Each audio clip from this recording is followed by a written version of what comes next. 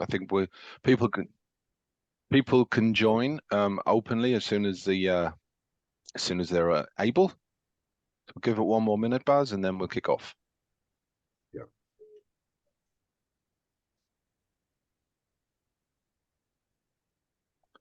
Are we having fantastic weather out in Australia again, folks? Because I know it's been pretty hot.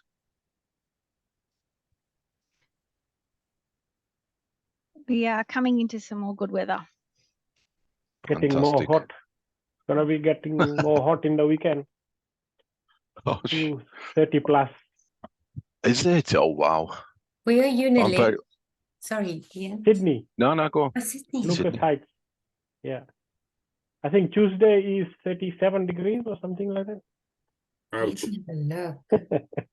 Tasmania is the place to be at this time of year. Where is that? Tasmania, right down south. Well, if you want Oh, cold yeah. weather, Place you to be want for to the be next where? 3 or 4 months. If you want cold weather, you want to be where me and Baz are right now, which is in the cold British autumn as it enters autumn.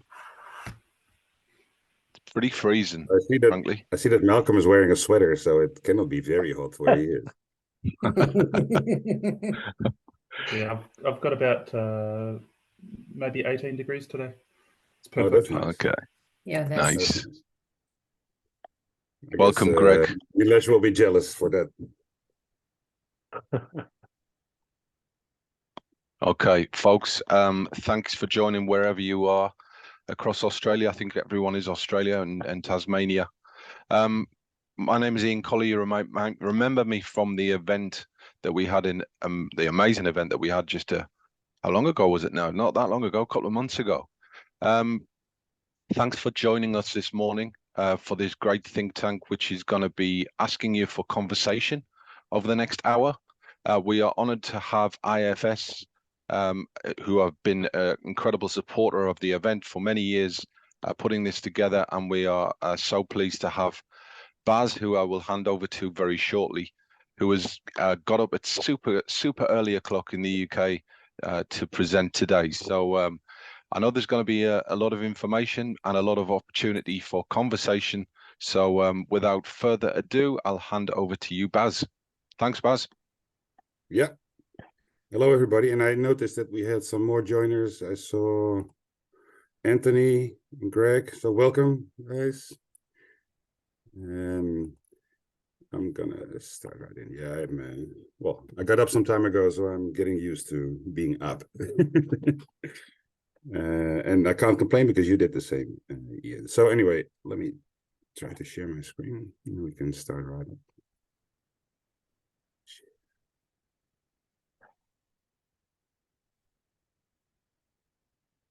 If you guys can confirm that you see something that looks like a description. Yep. Excellent. All right, so welcome everybody. I think I would like this to be an interactive session. I think the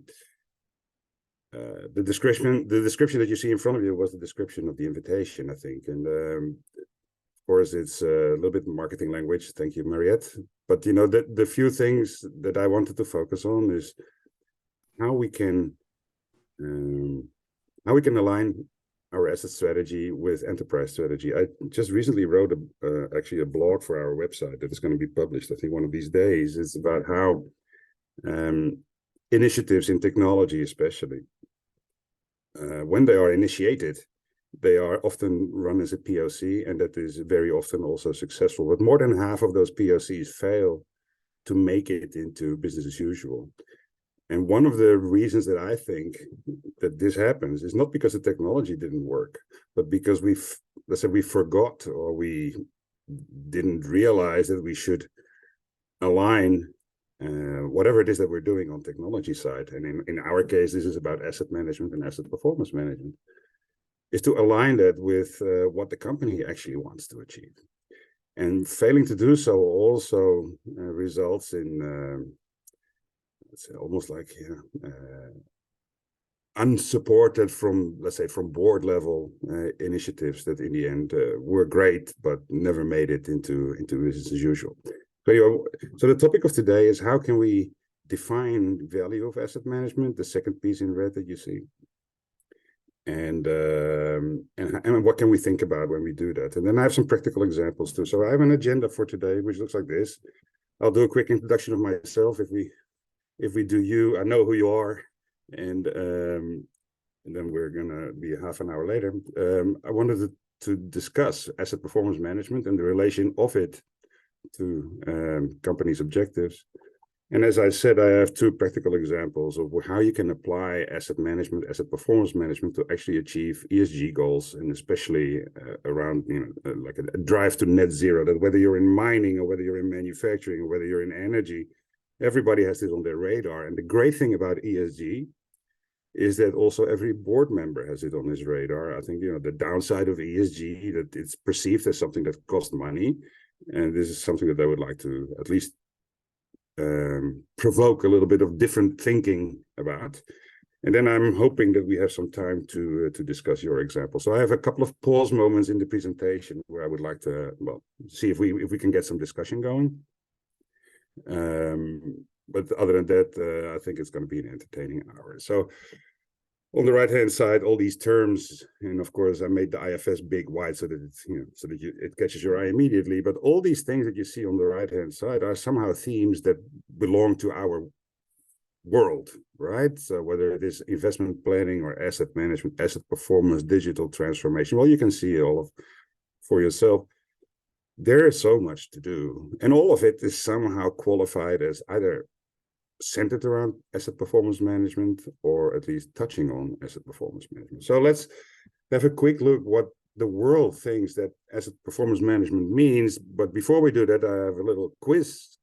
And of course, I will provide the answer at the end. But what can we learn from Ernest Shackleton when he tried to cross the Antarctica in 1915? And keep that in mind, when we talk about digital transformation and when we talk about, applying all this fantastic technology. So there we go. This is me, without reading to you all the small letters, but I'm the evangelist of asset management at IFS. I joined a year and a half ago. And before joining IFS, I had similar roles in other ecosystems of asset management. And really my passion is, as of course you can maybe also deduct from my introduction, is how can we connect value to asset management? How can we connect the value that we can provide as asset managers or as people with asset management to what a company actually wants to achieve? So I'm in the Netherlands. Well, so I'm from the Netherlands. I'm actually in the UK. I studied business administration a long time ago. I worked a lot abroad, but never in Australia yet. Soon to be changed, not as an employee, but as a visitor again of your beautiful country. And outside of EAM, that's probably the most important for me, I buy guitars and play as much as I can. So anyway, that's me. Now, asset performance management, what is it? It depends a little bit on who you ask. Funny enough, I didn't make a slide about it, but asset performance management, according to Gartner, has 4 definitions depending on who you ask. But when you ask Gartner themselves what it is, then it's about capabilities of data capture, data integration, visualization, and analytics, all tied together in order to improve reliability and availability of physical assets. And it includes, according to their definition, the concepts of condition monitoring, predictive forecasting, predictive maintenance, RCM, and a bunch of other themes. So this is how Gartner thinks. To me, this is a pretty solid description, but it doesn't state so much about why. It states what. So maybe you follow Simon Sinek on LinkedIn, or actually, and if you don't, I recommend it. He's a positivity guru, but he always talks about in his TED Talks and what have you about why and what. This is a what. This is like, what is APM, but not necessarily why would you use it. So there's another analyst that's called ARC Advisory. And they have a lengthier description, so let's go through that a little bit. I think what I like about it is already what you can see in the first sentence, that it prioritizes business objectives. And this is really touching much more upon value. and much more upon what goes on in the boardroom and what do we actually want to achieve as an organization, in addition to the traditional things like reliability, availability. And then I think the other word that I like is that APM, so asset performance management, is an enabler for digital transformation in the asset management space. And then, of course, there's all the other things about maintenance and reliability and business performance and what have you. I think what is clear to me, I mean, I've worked in this industry for ages, more than 2 decades, and then you come to realize that people very often do things because this is how we always did it. And I already learned from a consulting company that I understand actually has worked with mainstream team, in the past as well. They're called Mainnovation, but they developed a concept called value-driven maintenance, which is how can we align asset management and maintenance management to value so that we can sell it better internally? And how can we determine, what is the best course of action in our situation, in our market, in our economy, in our kind of era? Because the manufacturer of an asset will basically tell you, this is how you maintain it. Every so much you do this, and every so much you do that, and after this and that you replace such and such, and that is set in stone, and that is how we do things. But actually, there's a lot. Let's say there's a lot of variables that we can play with as soon as we take into account, should we strive for 100% uptime if there is a downturn in the economy and nobody buys our product? Could we maybe save or cut cost or find other ways of value in a situation where, so the market is maybe not optimal? And when it changes back to optimal, how can we change back to ensuring 100% reliability and availability, or strive for that, rather than maybe doing the best maintenance that we could do, from an engineering standpoint? And all these things are very dynamic. So we've seen, in the past decades, all kinds of crises, right? So the euro crisis, the financial crisis, the debt crisis, the energy crisis, the war in Ukraine, war in Syria. I mean, all of these things, they have an effect on COVID, not to forget. Imagine that you're a bus company, and I know examples here in the UK where buses, were simply not running because there's no passengers. But if there are no passengers, why would you maintain your bus, by striving for, 100% uptime if nobody rides on them anyway?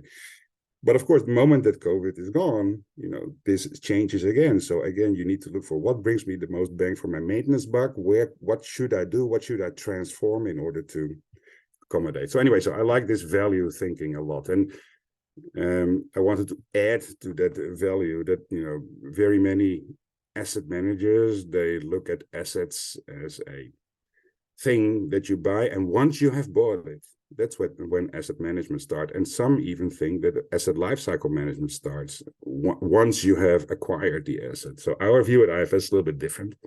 We think that and we align very much with ISO 55000 here, which says that if you control your asset, on the design phase of not even buying it, but before buying it, that is when you make decisions that can, in the end, determine 80% of the total life cycle cost. In other words, if we don't manage a full life cycle from design through manufacturing, through construction, through commissioning, through operate and maintain, and then optimize and ultimately maybe decommission, we're missing out on a lot. So asset lifecycle management and asset performance management, they go hand in hand to ensure the best kind of value. And ISO 55000 has a brilliant way of managing asset management from a philosophy standpoint. And then, of course, you need tools to support that. Anyway, back to value, or back to the life cycle. I think so typically when you look at this kind of infinity loop, you see two main stages of an asset life cycle. First of all, when it's a project, and on the right hand side when it's an asset. And then, of course, all these things that you do I think we were always focused on buying it, or acquiring it, commissioning it, and then running it, and then at some point the life cycle is gone. But I think nowadays, with everybody talking about ESG, and why not, it's important, The asset life cycle has many more aspects to it. So, when you have to buy and procure and commission and whatever, an asset, it requires effort, it requires resources. And then when we follow the infinity loop to the operate and maintain phase, we need energy to run it, we need steam, we need water, we need air. And, of course, we get production output from it, but unfortunately, we also generate greenhouse gases. And at the let's say at the end of a life cycle, we have to do something with that asset, which is either recycle the materials that it was made of, and for all the parts that we couldn't reuse.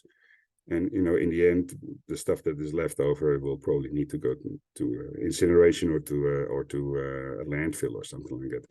But already this is giving asset lifecycle management a totally new dimension, if you will. That not only are we talking about the first of all, not only are we talking about the operate and maintain kind of phase, the asset life cycle is much broader, but then inside that broadness, there's even more.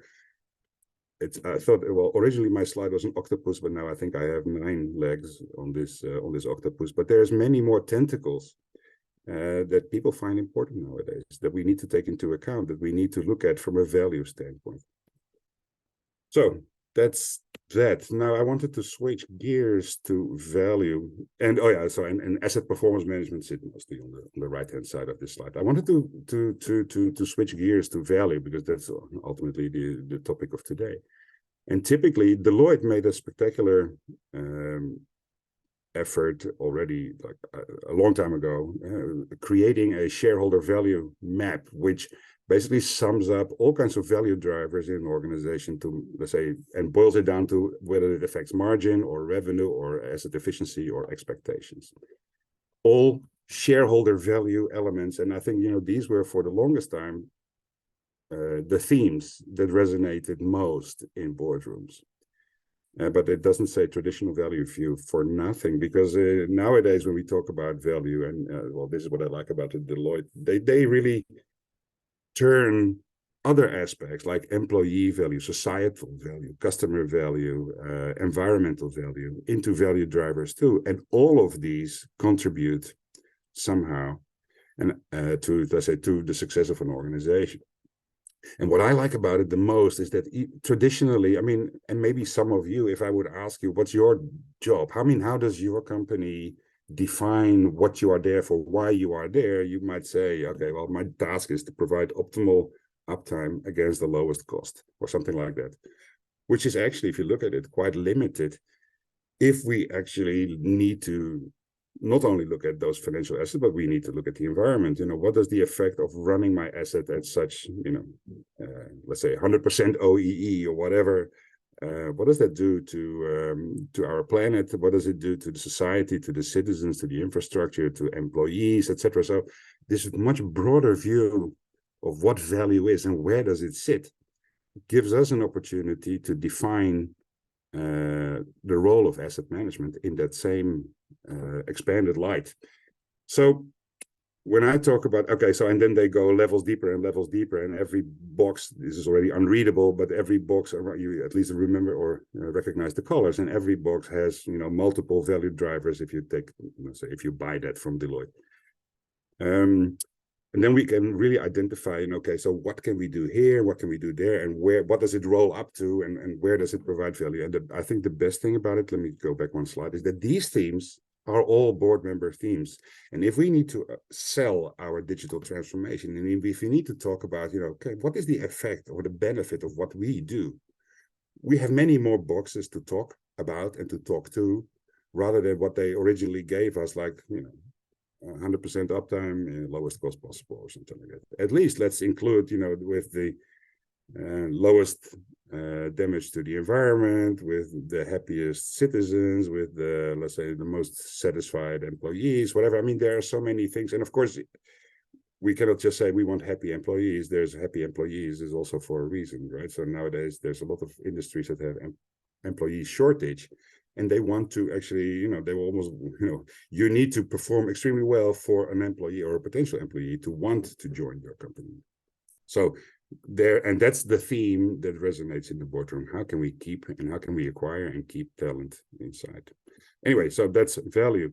And when I apply that to asset performance management, typically, if we would say, okay, uptime and cost, that is how we think, I think, about asset management and maintenance. But of course, uptime and cost are not necessarily CFO kind of language. Uptime to me means that we are basically producing, as an asset management organization, uptime, availability, and therefore revenue. All of a sudden, I think, when you have the ability to make, let's say, assets, machines, production lines, whatever it is that you make money with, available, you are responsible for revenue. And also, when you don't do a bad job, you also have an effect on revenue. But still, we want to make sure that people understand that we are not a cost center. Asset management is not a cost center. We are probably the most vital organization in every business, because it's all about the assets. It's about assets that produce things, goods, services, right? So cost, I think, is nice, but margin is a CFO language for cost, right? So how can we apply that we do things well? And these words are the ones that, let's say, those people listen to. What we don't always talk about when we say, I'm in maintenance or I'm in asset management, is that we optimize capital. We influence with good asset management, the project stages of an asset life cycle. We manage everything that is capex. But when we acquire new assets or don't acquire new assets, but also working capital, like optimize spare part levels, inventory values. Those are financial things. I think historically, at least when I worked in maintenance, I was concerned about transactions, about does this system that I use have transaction A or transaction B, and does it work well for me? But in the end, what the board is interested in is, our working capital, how much have we invested in spare parts, and can we optimize that? So there's the effect of asset management is broader than just uptime and cost. I keep on saying it, but also we are responsible for safety, at least of the maintenance employees, but very often also of the people that use our product, the public. We need to provide safe environment to work in. Now, in itself, with doing good maintenance, you don't become diverse and inclusive, but at the same time, diversity and inclusion should also be part of how we organize our people. And that, of course, is as true for production as it is for maintenance, as it is for sales, as it is for everybody in an organization, but also for maintenance. Achieve net zero, I think it's a brilliant one. It's an undervalued value, because asset management, ultimately, if think about my octopus picture, asset management is about running an asset as efficiently as possible, and that includes not wasting energy. And I think especially that part of asset management is grossly overlooked, and something that I will delve into a little bit further in the presentation as well. And then the last one is, of course, we all have to make sure that we do our asset in such a way that we don't have non-compliancies, but also non-compliancy, or let's say running a risk of non-compliancy, is at least partly an asset management task. And of course, if you don't get fines, that is a huge value, financial and monetary value. So all of these themes, for me, can be attributed to or connected to asset management, and they are very often overlooked. But if this is the language that we use to justify investments in technology, whatever, with our boards, we have a much higher chance of resonating with their way of thinking. I'm going to pause here for a second, and I was wondering if there's any kind of comment or people wanted to add something. So we promised a little bit of interaction. So does anybody dare to comment? So in your world, in your kind of life, I noticed that we have some maintenance managers. Do you find it difficult? I think it was, well, I don't remember who the name was, but is it difficult to discuss value, or do you actually talk about the effect of what you do on the, let's say, on the company's strategy or on the company's future? I'll jump in because I'm not sure if you can see hands up. I just think it was refreshing to have the value described in a different way. I think it's really useful and refreshing. So I really appreciated that. Thanks. You run an airport, right? Correct. Yeah. Okay. So what kind of value? I mean, do these when you let's say, I'm sure that you sometimes interact with board members or senior management or whatever. Do they talk about these themes like margin, revenue, and very often what I hear is that they do, and then we talk about nuts and bolts and exciting engineering and whatever, and and there's a little bit of a disconnect. Can you resonate? Does it resonate with you? Yeah, there's a very big focus on EBITDA and ratios to PAX numbers in that space. We are incentivized to actually spend capital. So there's a piece there about really how do we get things funded if it's not something that's recoverable in that area. So trying to make sure that we are adequately maintaining the asset base and really looking at a ISO 55001 accreditation and how do we explain the why better. And I like those concepts of value to be able to sell that message and that mindset. Fantastic. Okay, so that resonates. Perfect. Any other comments?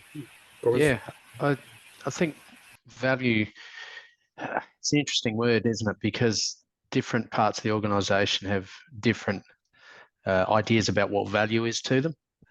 And everything seems to be about those competing ideas of values sometimes. Obviously, money, what expenditure versus savings versus profit versus returns to shareholders, so that all it gets talked about at the higher levels. But then, you start getting into, the engineering department. It's about, what is the asset performance, or, your environmental group, value to them is something completely different. It's about not impacting the environment.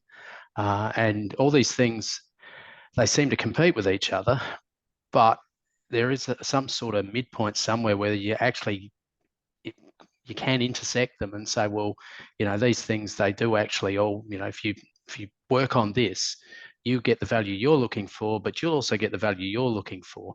In the end, I guess it comes down to what's the best outcome, or what's the common good. But sometimes it's hard to achieve because people are driven to go hard for what they see the value to be, and not necessarily understand that there's other parts to the value equation, I guess. Be the best way, most polite way to put it. Yeah, no, but you're absolutely right. These things somehow compete, right? And I think it's a challenge to find maybe the one that offers the best value in total. But at the same time, we cannot just ignore certain things that seem to cost money, right? But we all know that sustainability is actually a good thing. But very often they are seen as like somebody's hobby. And it's a pity, because we have to be able to address at least, or to express everything in monetary terms. I think that this is one big. So anyway, I recommend for people who are interested in kind of maybe this topic to read that book, Value Driven Maintenance. I mean, if you want, I can dig up the. But I'm sure that you can find it. It's on every management book kind of website. You can probably buy these things. But anyway, so to express, the effect of what we do in, let's say, net present value terms, terms that are more CFO-ish, if you will, than kind of gut feeling. And then, of course, we can basically just calculate, how much return will this bring and how much return will that bring.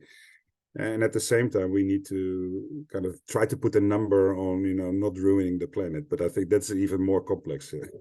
But anyway, thanks for your contribution. Let's continue. I'm also looking at the clock a little bit. We have a few more topics to discuss, but thanks. This was great. So in the space of asset management, I'm sure that everybody has seen these kind of slides, how we evolve as a maintenance species, if you will, from maintenance 1.0, which is reactive, all the way to maintenance 4.0. And actually, I know that at Mainstream, there was one guy from the Netherlands talking about maintenance 5.0. Now, I don't know whether and I like that a lot, but I'm not sure whether you saw him speak. He's from some university here in the Netherlands. But maintenance 5.0 is everything that is kind of 4.0, but to kind of try and put the human and the planet back into the equation. I think, when we advance to like Industry 4.0 and make everything smart and make everything connected and apply algorithms, and I'm sure that all of these themes like predictive maintenance and anomaly detection and all those kind of themes and terms resonate probably with you when you read, your engineering papers or your engineering magazines. But it's almost like, we're putting technology first. And what Maintenance 5.0 wants to be is, build on that, but put the human back. So human centricity is the word that they use, and sustainability as a goal. So anyway, so being a concerned parent, I like these things because I have daughters that are, off to the labor market soon, and they're also very concerned about what's happening to the planet. So I think this will continue to evolve. Where we are today with our thinking, I think, is in Maintenance 4.0. This is really like the summit of, of asset management thought leadership today. But, we need to look a little bit beyond also. And some pieces of this are maybe not necessarily, well, they are aligned with, let's say, a broader view that I will get into. Asset performance management kind of sits there. Asset performance management is, how can we apply this connected asset, smart asset, that kind of thinking into a new strategy that could look something like this. I have a nice cartoon here that, of course, we make assets smart, or nowadays we buy them smart. They emit all kinds of information, either through sensors or through SCADA or through, a variety of tools that we have, applied to make assets digital. And then, of course, we get so much information overload that we don't know what to do with it. So we need a kind of an entity to help us determine, okay, should I do anything? Why should I do anything? When should I do anything? I mean, it's one thing to detect an upcoming failure, but it's another one to decide to do something about it. I think, technology can tell us something, but we have set, hopefully, with ISO 55000, a strategy for this asset, and maybe maintaining that asset, however smart it is, and however much it's telling us I'm about to fail. Maybe reliability-centered maintenance told us that it's a run to fail for whatever reason. There are backups, they're redundant, they're old, we always buy new, it's too costly, whatever.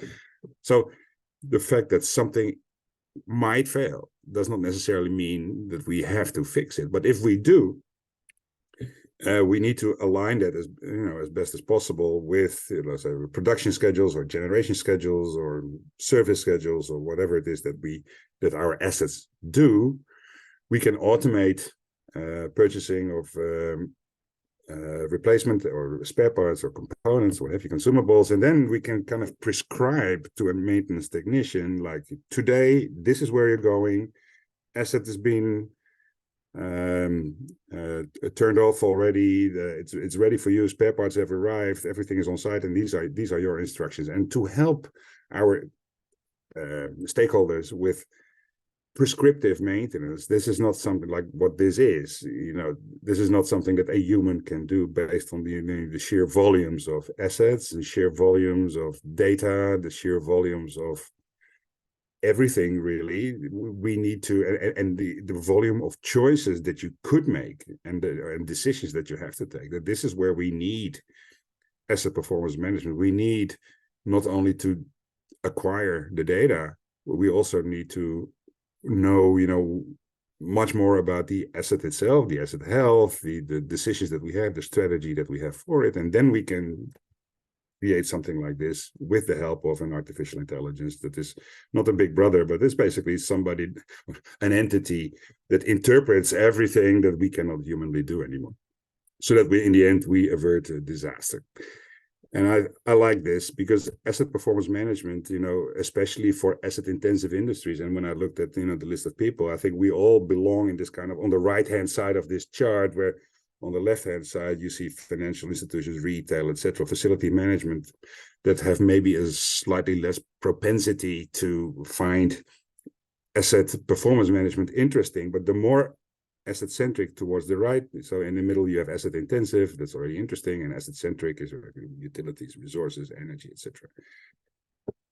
Asset performance management increases its kind of importance and the importance that people give it. And of course, with us, with our organization, which is inside IFS, the assets group, we primarily focus. We have clients in all of these sectors from left to right, but these are the ones that have the most asset management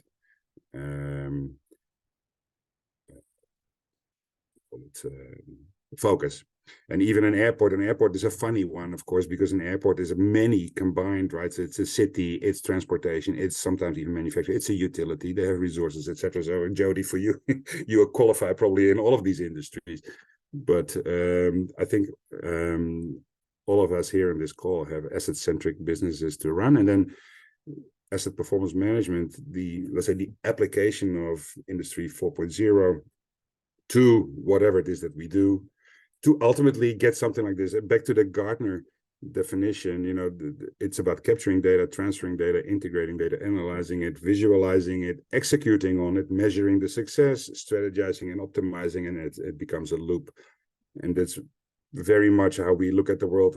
Inside IFS, for example, we do all these things except maybe sensors. We don't do hardware and we don't do networks, but everything else that we do with the data is somehow our cup of tea, if you will. So we like asset performance management a lot, and we invest a lot. We acquire companies to help us do that. So our strategy very much looks like, we have assets, or let's say our clients have assets for which we need to strategize. We need to maybe acquire data. We need to create digital twins. We need to apply artificial intelligence. We need to do all these things about the asset itself, about the service around our assets, and ultimately, to look about asset investment planning. But when you look at this kind of pyramid of, let's say, it could be a typical ERP approach, even though we always think that ours has a lot of relevance in this market, what is at the bottom?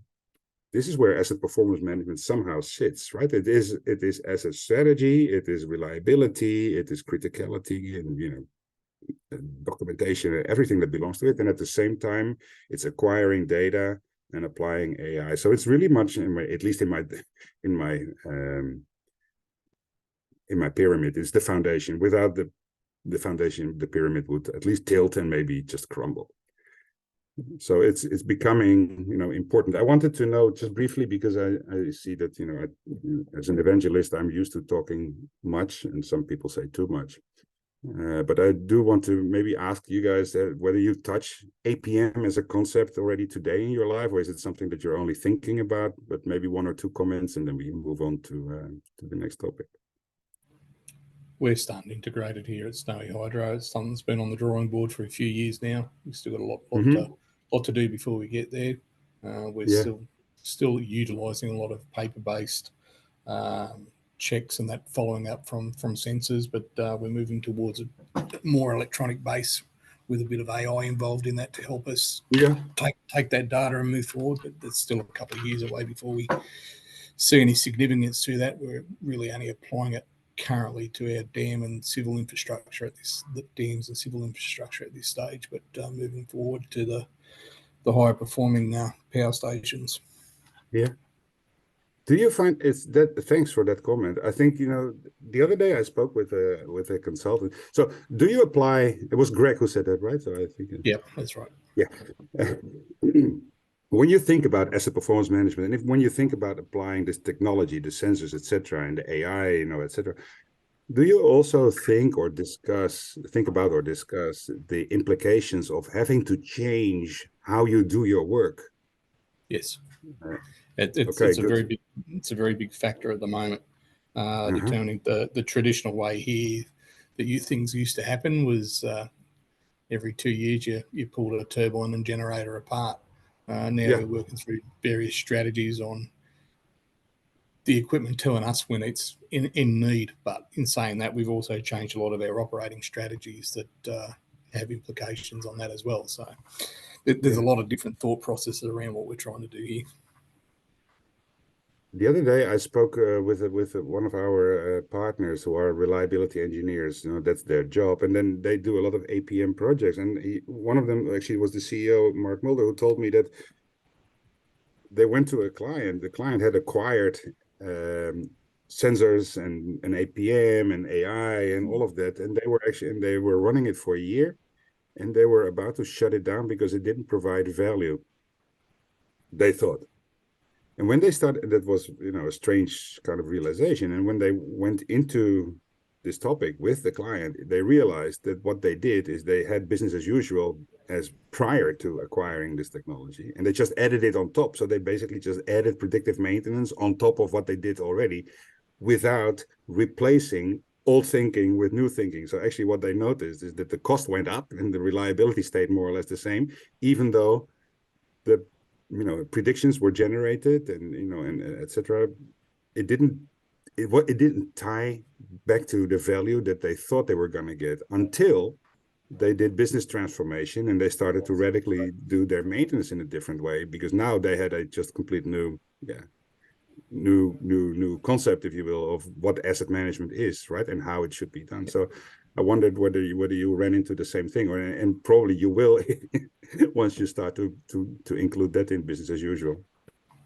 Well, one of the changes we're going through is a maintenance strategy overhaul at the moment. So looking at, like I said, how we actually do things.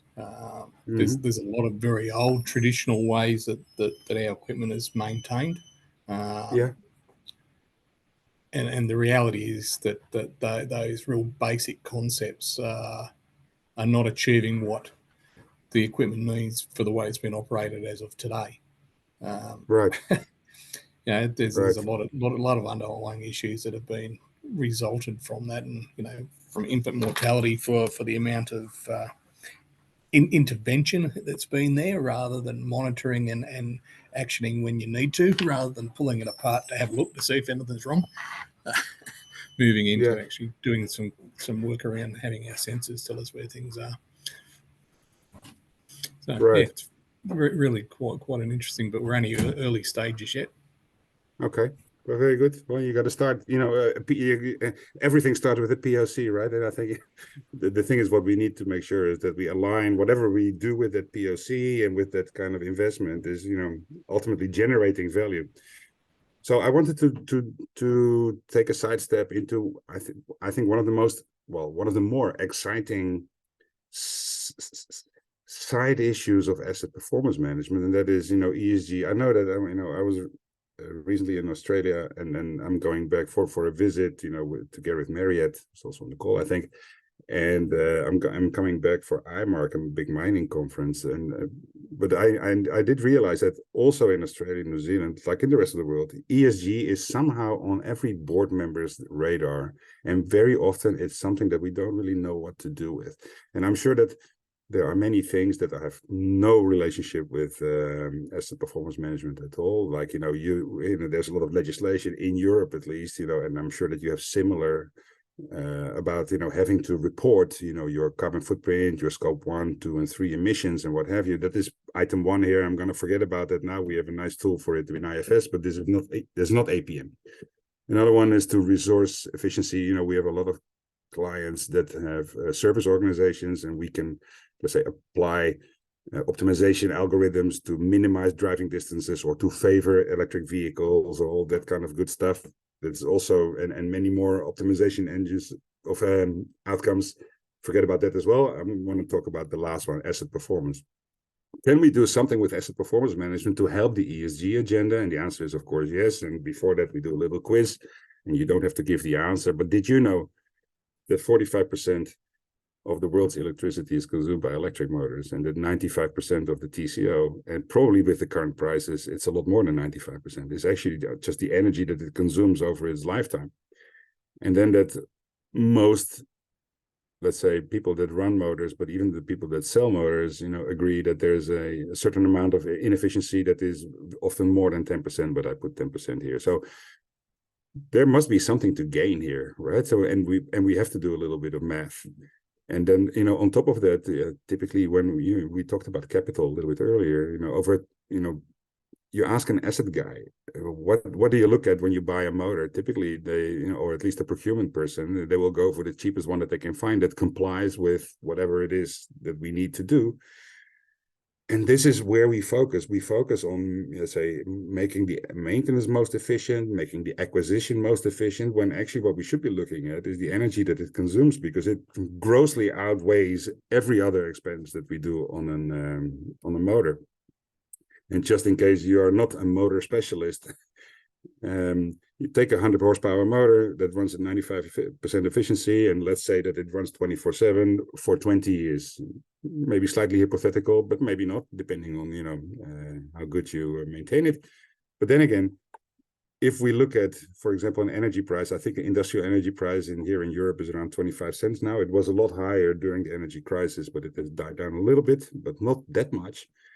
In the US, we used to calculate with 7 cents per kilowatt hour, but even that doesn't exist anymore in the US. And, you know, there are states, I think California is also more than 20 cents per kilowatt hour. But anyway, regardless of where you are, and even regardless of the currency that you use, the staggering cost of energy over a lifetime of an asset, you know, for 20 years, as I said, you know, on the left-hand side, you see that for 25 cents per kilowatt hour, we're talking about 3.5 million. And if 3.5 million is, and that's one motor, if we can save that 10% back, that inefficiency that somehow sits in that motor that we didn't even know, and this is very often the case, we can save ourselves 350,000. Imagine the amount of money that, or let's say funds that you acquire by factoring in energy waste as a driver, which typically, again, if we say uptime and cost is our driver, no matter what, then what you're going to do is you're going to focus on providing 100% OEE. The motor must always be there, and basically you just switch it on, and as long as it works, and then we are happy. But actually, the energy consumption is a thing. It's a thing that costs the company money, and I think, you know, one of the reasons that we don't look at this is that, you know, this energy waste is not tied to me as an operator or a maintainer. It is a bill that is paid by the CFO, and he just complains about it to other people in the board, but not to me in the asset management space, when actually he should complain about it to me, because there's stuff that we can do. We can sensorize assets. We can, you know, we can sensorize power and analyze with electrical signal analysis, you know, when failures are going to happen. It's a predictive tool, but we can also make it, let's say, or ensure a higher efficiency, and or to get the inefficiencies out of the motor.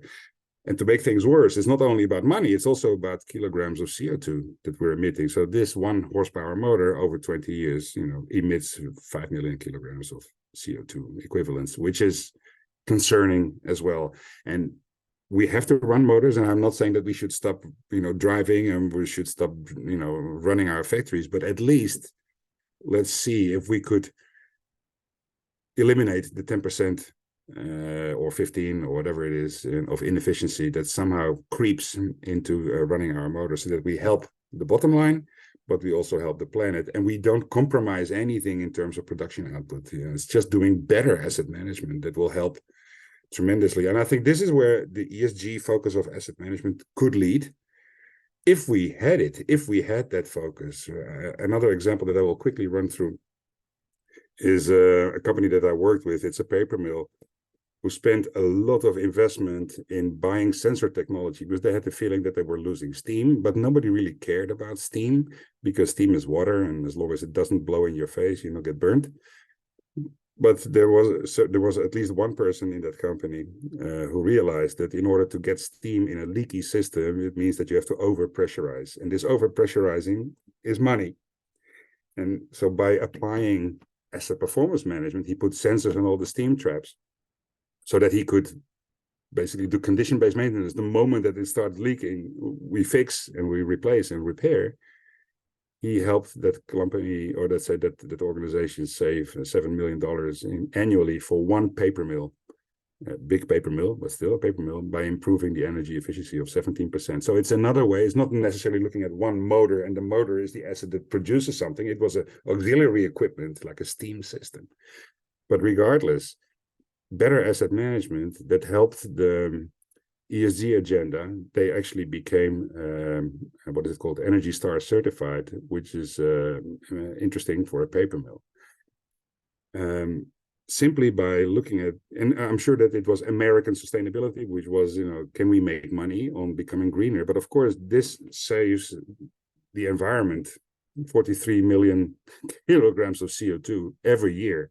So, okay, great that they found a way to save funds, but at the same time, it's great for our planet that this stuff did not end up there. So these were really two quick examples. I think there's some screenshots of our application here on the right hand side about asset health and what have you. But more importantly, I think all of this, and whether it is an ESG or a sustainable, let's say, or an energy efficiency, or whether it is asset optimization or availability, it's all about applying submeters, applying sensors, finding value. And in this case, it's about lowering the CO2 footprint. It's detecting anomalies, it's predicting anomalies, it's acting and fixing with actionable information. All of that is asset performance management. And I think, so there's another case of, let's say, where energy inefficiency is increasing. All of these things very often don't matter, because if you would draw another line in this graph, which would be OEE, and as long as the operational overall equipment effectiveness, and if that would be at 100%, and it could be, even in this kind of drawing, everybody traditionally would be happy. We have a perfectly running engine motor, and it is running at the performance that we ask it, but somehow it is occasionally spiking in energy consumption, maybe because it's powering a blower, filter gets dirty, whatever, and the maintenance is too late, and nobody really cares because the OEE is 100%, but actually the energy is wasted. And that is a monetary thing, and nowadays also a planetary thing. So there's some more graphs. This is actually a client from Australia who was measuring. It was very. I think you can see that the charts look a little bit old because it was deployed already a long time ago. But what I like about this chart is that they measure water, air, gas, electricity, and steam for every production line, and with that they calculate carbon footprint for every ton of output that every production line. So it's chocolate bars, I think. So they could basically put a CO2 number on every chocolate bar that they produce by sensorizing the production lines, and then by creating this kind of overviews. And then you can act, of course, when there are anomalies in, like we just said, in energy consumption, for example. Anyway, I wanted to discuss briefly ESG, but maybe let's do that at the end, because I see that we have only 6 minutes to go. I think I already said it, but ESG is one focus of asset performance management. It's one value area of asset management. But the funny thing is that many elements of value come together on top. I think the first one. Remember that example of $7 million annually in energy conservation for the paper mill. They also realized there that maybe 50% of that saving was attributable to the technology itself. The other 50% was now that people saw that they were measuring it, they started to behave differently. They started to say, hey, I have an impact on the green footprint of my company. If I turn down the pressure system a few PSIs, we don't compromise availability of steam, but we do save ourselves money, and somehow we have a positive effect on the environment. So measuring energy also gives us an early warning system. It increases reliability. If you don't, excess energy is typically, becomes heat. Heat is always bad. So the moment that we introduce less unnecessary heat into the assets, we automatically increase reliability, longevity. We lower our carbon footprint. And most importantly, I think we can combine with this thinking and with these kind of value points, green thinking, which is help the planet, and gold thinking, because we save our company money. And I think this is what we need to look for. I have a slide that expresses it back to the Deloitte chart of having the different kind of value categories. Where remember it was first it was only the red ones, and then ESG.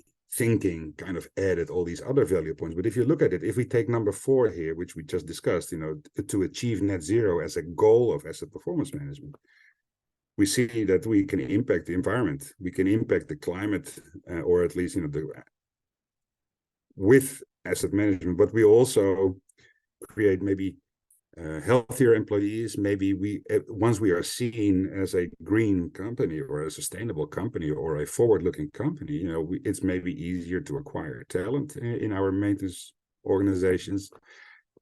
But also by doing that, we increase our margins because we spend less on running the assets. We increase our revenue because we make the assets more reliable, and we make the assets more efficient. So what I wanted to say here is that, you know, Deloitte created this fantastic value map, and even we don't even have to look on the left-hand side for the red ones to influence the red. The red are typically kind of financial or shareholder oriented, and the blue are typically safety and well-being oriented. But if you just pick this a simple green, and I think I just heard you say, Greg, that, you know, there's conflicting value, but very often, you know, we pick one that we think this is a dominant one, and it's going to give us a lot of, let's say, maybe even reputation value.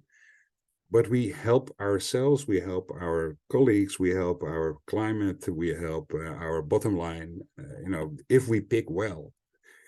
But you can see it's not one of the traditional ones, right? It's not like let's measure vibration temperature and we're going to increase or optimize, you know, the availability of our assets. It's coming from a different value driver. And of course, this is a very popular one. So if you need to acquire funding from your board, it is good to explore whether, you know, whether this is something that you can do. Because ultimately, in the, let's say, the side benefits are, it's not like, you know, we can do green, but then our red value drivers are all in red. No, they fortify, or they collectively improve the company's success. And we can say to the world that we are a green company, even if we're a mining company, which is not necessarily the most sustainable business in the world, but we need minerals, but we need to extract them, you know, in the most, you know, valuable way possible, and that includes all these colors. Anyway, we still have a few minutes. Oh, we have 1 minute here. I'm looking at my calendar. Any maybe closing comments from you guys about, you know, whether this helped a little bit, and maybe you have other things that you, let's say other projects or ideas about, you know, how to achieve value with asset performance management?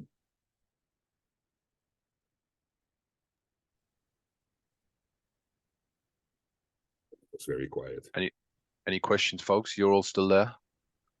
I know officially we only have a minute, but we have a few more minutes if you'd like some more questions. I definitely haven't got a question, but just wanted to say that I think what we've seen today is really good to help understand and map all those different value systems, so that next time you're trying to get a project off the ground, we've got some tools we can go to and go, okay, well, you know, which value marker or value system is this particular stakeholder interested in? So you know that you can tailor that part of the presentation to them, and then, you know, what's this other stakeholder going to be interested in? So you can try and cover everybody's bases to try and get a project up. So that's a takeaway for me anyway. Fantastic, and great feedback, Anthony. And this is exactly what the intention was of today. So any other comments? I know that a few people had to leave before, so maybe they can listen to a recording or something like that. But yeah, no questions from me, but I just wanted to say thank you very much for this presentation and overview. It's not necessarily new for me, but it just helps refresh old ground and help put it in a different context in some cases. So thank you very much. Thanks a lot. Thanks for the feedback. And, you know, anything you guys want to discuss afterwards, you know, you can find me on LinkedIn, and we can, well, anyway, I sometimes post stuff about this, and especially about the number 4, you know, on this list here anyway. So in the relationship with that and asset management. I think maybe one more comment. I think, do we still have Jody, or did she leave already? Photo example was a good one. Couple of things we're doing, like when we're doing net, you know, sustainability is like ultrasonic compressed air leak detection. So, you know, you can point a detector to a leak, and then it can give you a calculation of how much energy you are, you know, wasting on that compressed air leak. Yeah. So straight away you can justify, you know, repairs and maintenance tasks. That's quite good. So, you know, similarly that steam trap monitoring, it's the same technology kind of thing. Yes. Yes. Yeah. Yes, Little it's very things much. you can Yes. do. There are definitely things that you can do, and I think, you know, and thank you for your comment, by the way. I think this is we can do things, right? And the problem is that sometimes we don't do them because we don't see them as valuable. Because they are, and the other day I had to speak at a conference, and it was about this, actually the same theme, and the question was somehow like what was it, more like a, how you call it, a discussion panel. But the question was, you know, should we do sustainability with asset management, or is it too expensive? And I think, you know, that question in itself is already kind of stupid, but, you know, but this is how the world thinks, right? The maintenance costs money, sustainability costs money, when actually it contributes value, and it can contribute a lot of value. And then, you know, if we go back to my little map here in the, you know, look at the amount of value points that you can touch, and that you can align to, in order to help, you know, yourself convincing others, you know, to put money into your project. So but absolutely, that ultrasonic detection of leaks is that's, well, the way I think to apply asset performance management, if you will, to that topic. So thanks for your comment. And yeah, it's all about value, guys. So we have to express whatever we do. So if we want people to be grouped behind our idea, I think we need to, this is what we need to do. We need to step into their world and talk about, you know, and talk about their objectives, and see how we can align what we want to achieve with what they want to achieve. And then we are there for success.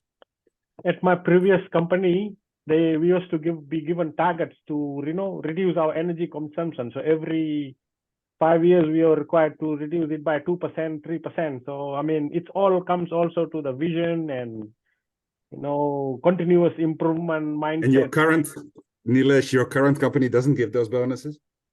Oh, the government run sort of, so it's a bit, you know, money is not an issue, you know. So yeah, so it might be an issue, I think, but you know, I'm happy to say, because what you said, remember when I touched upon behavior change, I think that behavior change, that's what happens, right? When you start measuring, all of a sudden you can even create gamification. You can, who can conserve the most energy, and people want to do that. I think, you know, when they know that it exists, that you can help, you know, whatever it is, the environment, whatever you want, find important, your family, your children, the environment, the planet, the biodiversity, whatever it is that drives you, you can do something. Right. And there's and often much more than you think, and asset management is very often the key.